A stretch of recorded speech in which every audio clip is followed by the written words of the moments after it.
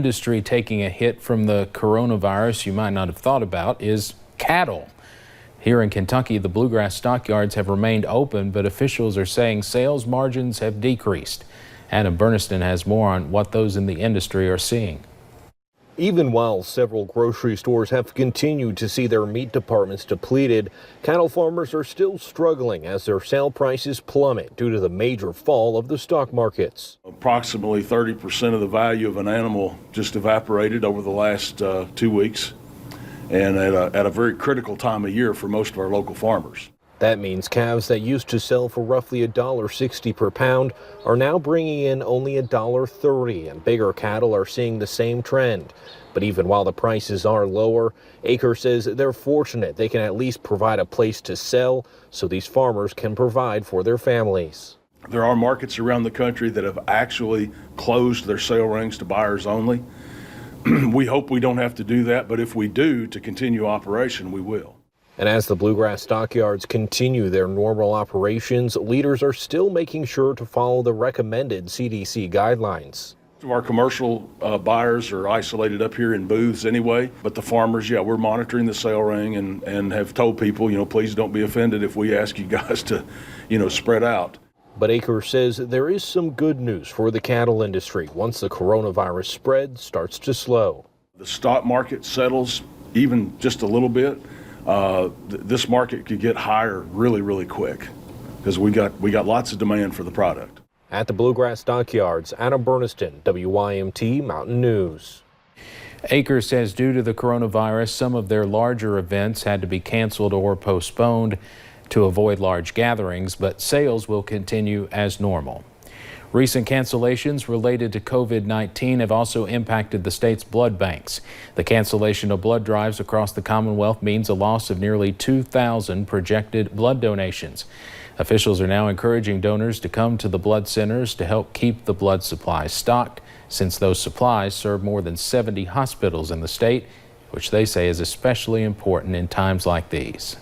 You never know when yourself or a loved one will need blood. So you have to put that in the back of your mind, that you never know if the blood that you donate today will save your life tomorrow. The blood centers remain open on regular schedule. Representatives say they are taking every precaution against the spread of germs to keep donors safe as they help save lives. Many people in the Pikeville community were upset last night when dozens of people showed up at Mark IV for bingo night. The event continued as other businesses and buildings in the city switched up the way they operate to accommodate recent social distancing recommendations. The bingo hall has since posted signs on its doors telling customers bingo is canceled until further notice. We are working diligently, as is Governor Beshear clearly, in order to enforce those guidelines and to protect us. Governor Beshear mentioned the bingo hall in his news conference today, saying it's time for everyone to get on board and avoid undermining the sacrifices others are making. Today was a day of prayer in Harlan County. After seeing the effects COVID-19 is having on those around them, Judge Executive Dan Mosley made a proclamation stating today would be one devoted to prayer. Many appreciated the gesture and that they can still practice social distancing, saying that prayer is needed now more than they have ever seen. We've got to love one another well right now, and that might mean staying away from one another. We're not bound by a temple, but we, can pray anywhere that we are, and God hears our prayers. Now, Mosley asks anyone that posts their prayers to use the hashtags Harlan County Praise and Team Kentucky. Many nursing homes and rehabilitation centers have been closed off to visitors for more than 1 week now. This means many families are not able to spend any face-to-face time with their loved ones. But as WYMT's Connor James reports, one Facebook post from one county in our region may just be making that time apart a little easier.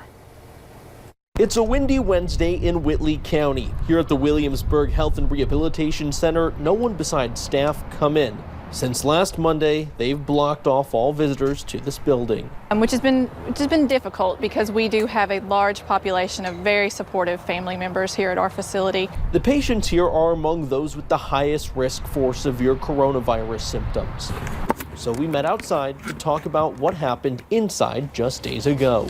So I'm not surprised that they come up with these creative ideals, but it's wonderful to see them get our residents involved, and especially in this situation. Laura Creekmore is the administrator here, but it's what staff like Courtney Cox posted to Facebook that has her smiling through the tough times. We were trying to be creative and figure out ways that we could kind of think outside the box. Courtney's the social service director here. With no visitors, she wanted to try something new.